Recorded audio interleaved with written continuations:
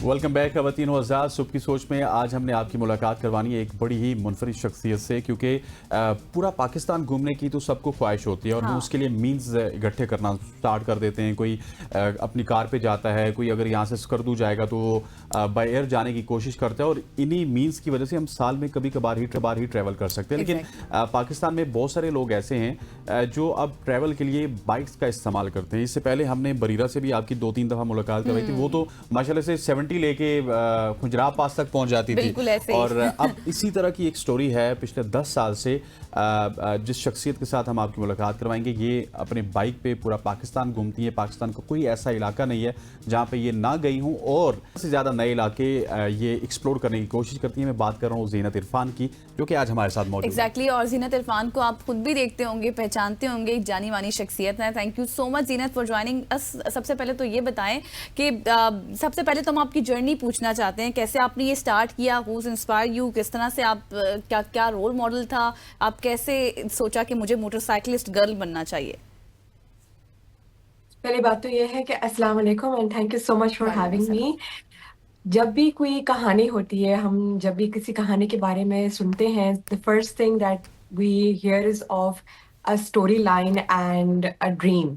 तो जैसे हर कहानियां किसी ख्वाब या किसी गोल या कोई प्रॉपर स्टोरी लाइन से शुरू होती है, मेरी भी कहानी ऐसे ही शुरू हुई थी। It started from a dream जो मेरे वालिद साहब ने देखा था। वो पूरी दुनिया का सफर मोटरसाइकिल के ऊपर करना चाहते थे एंड उनकी वफात एट द एज ऑफ 33 हो गई थी। एंड ग्रोइंग अप, बिकॉज मैं बहुत क्यूरियस थी to know about my father. जब मुझे ये बात पता चला कि he wanted to do something for himself and live his goal, मुझे उस वक्त एक ही ख्याल आया था that I can do this for him. So ये कहानी 10 साल पुरानी है। ऑफ कोर्स अब मैं अल्हम्दुलिल्लाह बहुत सी डिफरेंट रीजंस की वजह से राइट करती हूँ फॉर यंग गर्ल्स। सो मेरी मोटिवेशन अब डेफिनेटली कहीं ना कहीं मेरे वालिद साहब का ख्वाब है, लेकिन वो चेंज हो चुकी है towards empowering young girls. But the entire story still remains the same, that I always did this for my father. That's absolutely beautiful कि आपने अपने वालिद साहब की वजह से ये स्टार्ट किया। अच्छा ज़ीनत, आप सोलो ट्रैवलर हैं या फिर ग्रुप के साथ जाती हैं और साथ लड़की को भी लेके जाती हैं ताकि उनमें भी एक नया रुझान पैदा हो कि लड़की पाकिस्तान के किसी भी कोने पे अपनी बाइक पे जा सकती है? मैं बोथ ट्रैवलर हूँ एंड ग्रुप ट्रैवलर हूँ, लेकिन मेरे पास कोई स्पेसिफिक ग्रुप नहीं है जिनके साथ मैं जाती हूँ। मैं अपने भाई के साथ ट्रैवल करती हूँ। So he is the best travelling companion that I can of course have. तो मैं उनके साथ जाती हूँ और वो जितने भी आप मेरी वीडियोस देख रहे हैं इस वक्त ऑन कैमरा के, सब मेरे भाई ने कैप्चर किए। अब me and my brother own a production house also, so like हम लोग पूरा टुगेदर ट्रिप करते हैं। सही।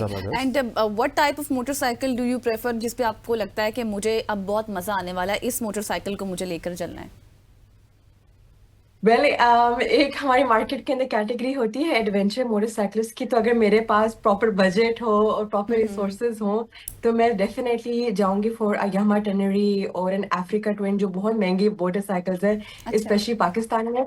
लेकिन आप कोई भी बाइक से स्टार्ट कर सकते हैं। जैसे कि ऑफ कोर्स आपने बरीरा की बात की, she is a very good friend of mind. She started from a 70, मैंने 125 से स्टार्ट किया था। तो कोई भी मोटरसाइकिल के साथ अगर आपका जज्बा होना, तो आप ये नहीं देखते कि मोटरसाइकिल क्या है, आप ये देखते हैं कि मेरा गोल एंड मेरा मिशन क्या है। बिल्कुल ऐसी है। ज़ीनत, मुझे ये बताइएगा कि आज से 10 साल पहले आपने अपनी ट्रैवलिंग का आगाज़ किया था। पाकिस्तान के कौन कौन से एरियाज़ हैं जहाँ पे ज़ीनत ट्रैवल कर चुकी हैं इस वक्त तक? मैंने almost all of Gilgit Baltistan travel कर चुकी हूँ। खैबर पख्तूनख्वा के एरियाज किए हैं, पंजाब के एरियाज किए हैं, इन इवन मैं बलूचिस्तान कोयटा तक गई हूँ। आई थिंक जो एरियाज रह गए हैं वो सिंध वाली साइड है जो मैंने अभी तक एक्सप्लोर नहीं की।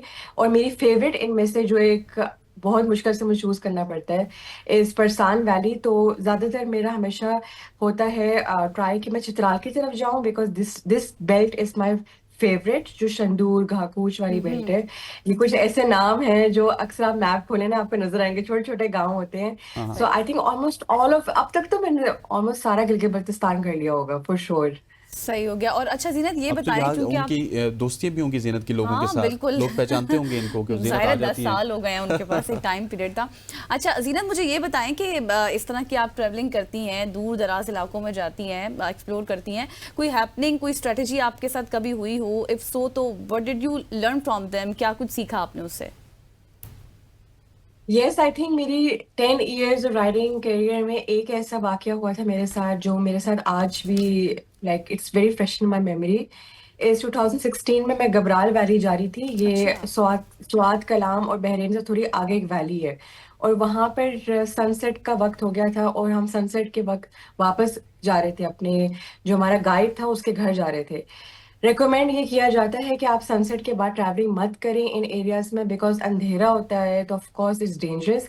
लेकिन मैं जिद्दी थी, मुझे था कि नहीं, मैंने ट्रैवल करना है, मैंने फलानी लेक देखनी है। और उसके ही दौरान मेरी जो बाइक थी वो एक लकड़ी का ढांचा था, वहां पर उसका ओह टायर फंस अच्छा। गया था और नीचे रिवर था, और अच्छा। मैं रिवर में गिर गई थी।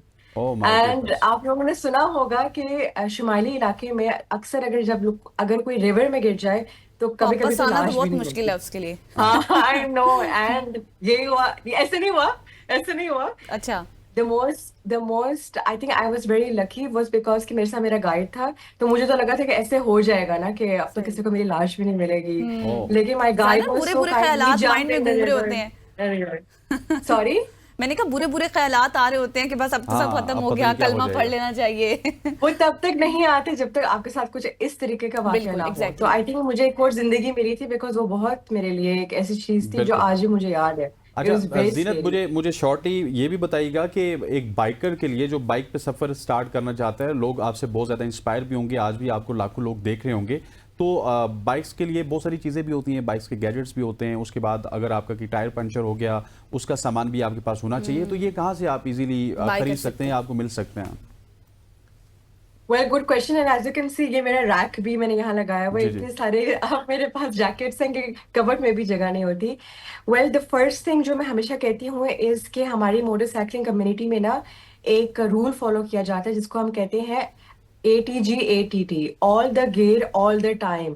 चाहे आपने एक छोटी चीज लेने के लिए भी अपने घर से बाहर निकलना है, बाइक पे दुकान तक जाना है, you have to wear a helmet. तो इसका बेसिकली मतलब ये है कि you have to be geared up all time, specially जब आप नॉर्दर्न एरियाज में एडवेंचर राइडिंग कर रहे हैं। So the first thing is a helmet, a motorcycle jacket, motorcycle boots, and of course आपकी जो मोटरसाइकिल है उसको वेल मेंटेन्ड होना चाहिए। यूजली बहुत कॉमन क्वेश्चन लोग करते हैं कि क्या बाइक का टायर पंचर होता है, क्या आप क्या करती हैं, आप कहाँ से लोगों को से मदद मांगती है, बहुत कॉमन हाँ। क्वेश्चन है।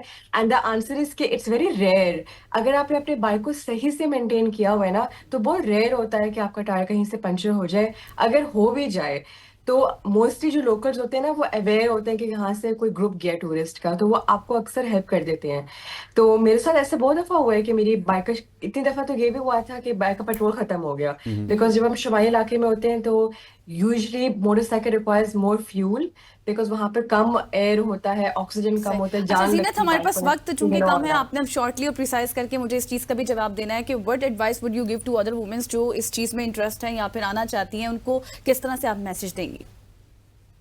Of course, the only one thing I can say to them is to believe in themselves, and ये जो हमें लोग बताते हैं ना कि आप ये नहीं कर सकती, वो नहीं कर सकती, और आपने सर्टेन पैशंस को ही फॉलो करना है। जो हमारे पैशंस होते हैं, they don't see any gender, so believe in yourself. पहला कदम उठाए एंड देन आगे देखें कि आपके लिए दूसरे कदम कितने आसान हो जाएंगे। बिल्कुल ऐसे ही। Thank you thank so you. Much Zeenat, आपने हमें वक्त दिया और यकीनी तौर पे आपसे बात करके बहुत ही अच्छा लगा। खबर आज की सुबह की सोच से इतना ही। मुझे गजल को और हमारी पूरी प्रोडक्शन टीम को इजाज़त दीजिए। अल्लाह हाफिज़।